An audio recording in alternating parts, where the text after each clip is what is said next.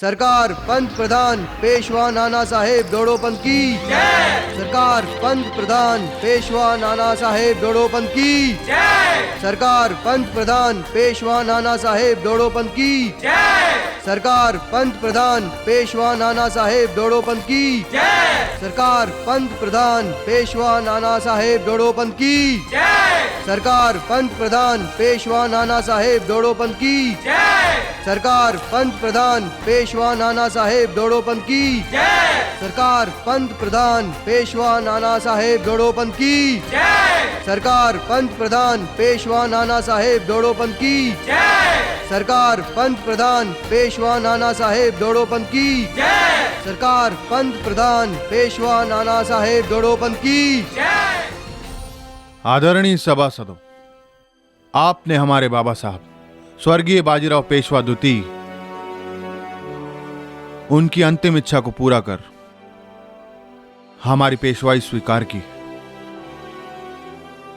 और विशेषकर झांसी की महारानी लक्ष्मीबाई का हृदय से आभार व्यक्त करते हैं। यदि इस समय यह नहीं होती तो आप हम सब ये शुभ अवसर देखने से वंचित रहते। क्षमा करना नाना भाऊ, परंतु हमें तो लगता था कि हम अपने आजोबा, अपने नाना भाऊ और अपने बिठुर से जुड़े हुए हैं। आपने आभार प्रकट करके तो हमें अपने से अलग ही कर दिया। तुम कैसी बातें कर रही हो मनु? हम सब तुम्हें अपने से अलग करने की कल्पना भी नहीं कर सकते। तो फिर आभार क्यों प्रकट किया नाना भाऊ? आप ही बताइए, क्या कभी कोई बेटी अपने मायके का ऋण चुका पाई है?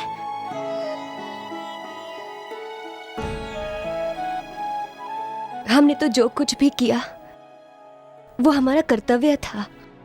मैं जानती हूं बेटा कि तेरे बहुआयामी व्यक्तित्व के सामने प्रशंसा और गर्व भरे शब्द भी छोटे पड़ जाते हैं।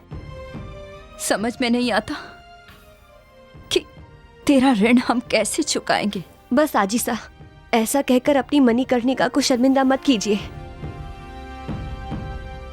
मनु, तुम चाहे जो कुछ भी कहो, यदि आज तुम नहीं होती तो आज हमसे हमारा बिठुर छिन गया होता। ये आप क्या कह रहे हैं भाऊ? हम तो ये सपना सजाए बैठे हैं कि इन धूत फिरंगियों से अपनी धरती माँ की रक्षा के लिए रणद्रोही आप बचाएं। आजूबा ने हमें जितना इन फिरंगियों के बारे में बताया, उससे कई अधिक हमारी आंखों ने उनके अत्याचारों को देखा है। जिस दिन हम सब संगठित हो गए, उस दिन इनके अत्याचार और साम्राज्य का सूरज डूब जाएगा।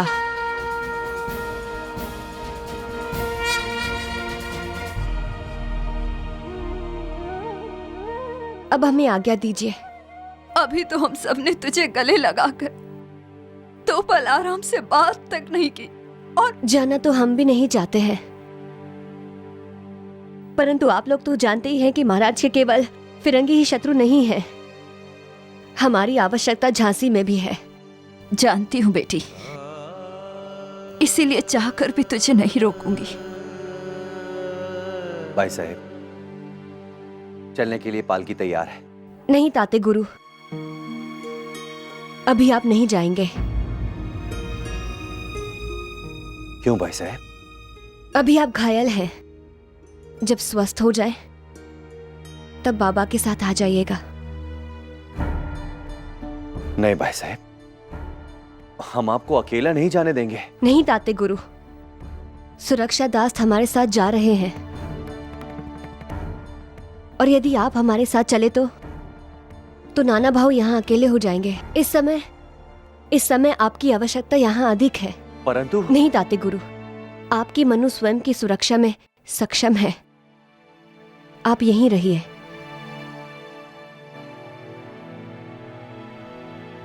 ठीक है भाई साहब।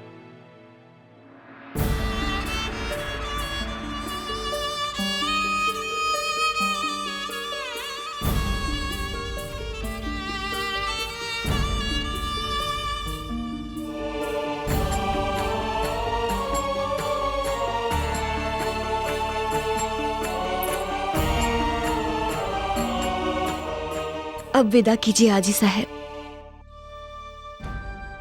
आगे का पथ आप सबकी यादों के साथ बीतेगा। बेटा, जीवन में बहुत दुख झेले हैं मैंने, पर पता नहीं हर बार तुझे विदा करते समय मेरी ममता मुझे झकझोर देती है।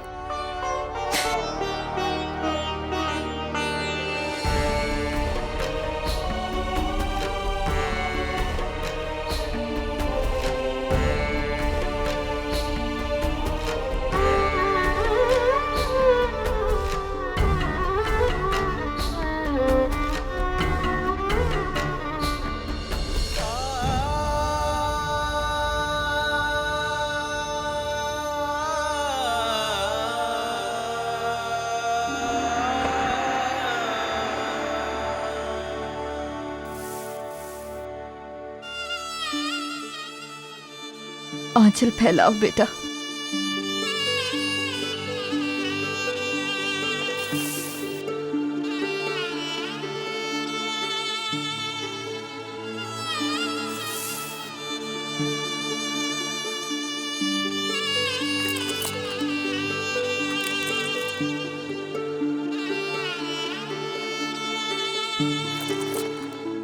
तेरे आजोबा आज जीवित होते तो तेरी गोद भराई स्वर्ण मुद्राओं से करते।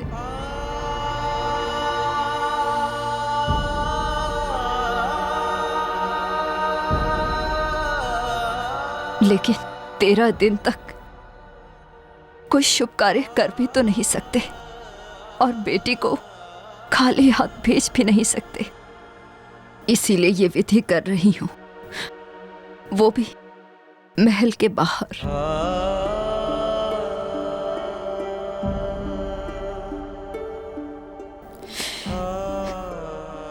इसे सदैव अपने साथ रखना।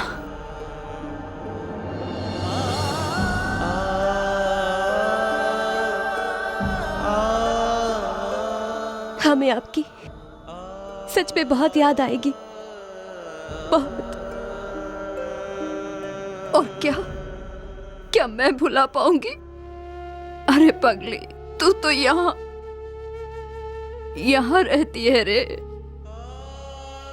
हमारा आशीर्वाद सदैव तेरी संतान के साथ रहेगा।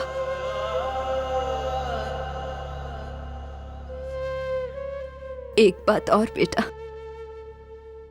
जब तू छोटी थी तो मैं समझती थी कि तू गलत कर रही है।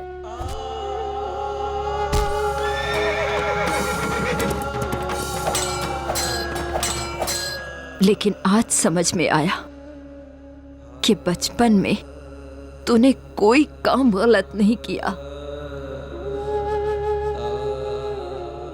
मूर्ख तो मैं थी जिसने तुझे प्रताड़ित किया। हो सके तो इस बूढ़ी को क्षमा कर देना बेटा। नहीं नहीं आजी साहब, ऐसा मत कहिए। हमें तो कभी भी आपकी किसी भी बात का बुरा नहीं लगा। जो दीक्षा हमें आपने दी है वो हमें कभी किसी से नहीं मिली और ना ही मिल सकती है। आपकी मनु यदि अपने क्रोध पर नियंत्रण कर सकती है तो आपके कारण, केवल आपके कारण। आपसे ही सीखा है उसने।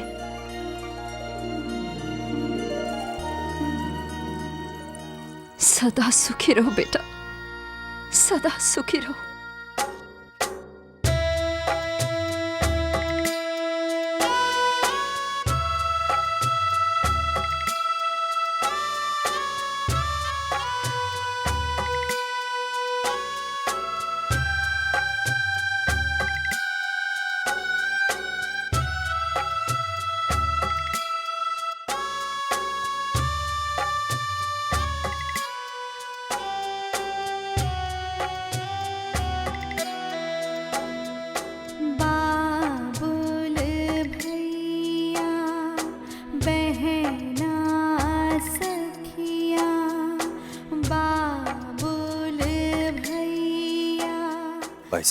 अपना ध्यान रखिएगा।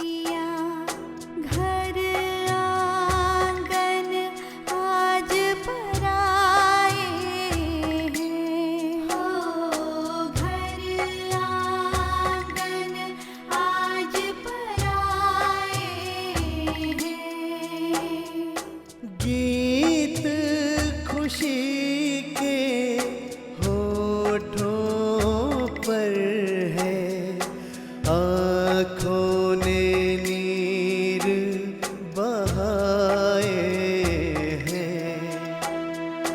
महकी चहकी परवान चढ़ी, जिस बगिया में थी छोड़ चली, जिस बगिया में थी छोड़ चली।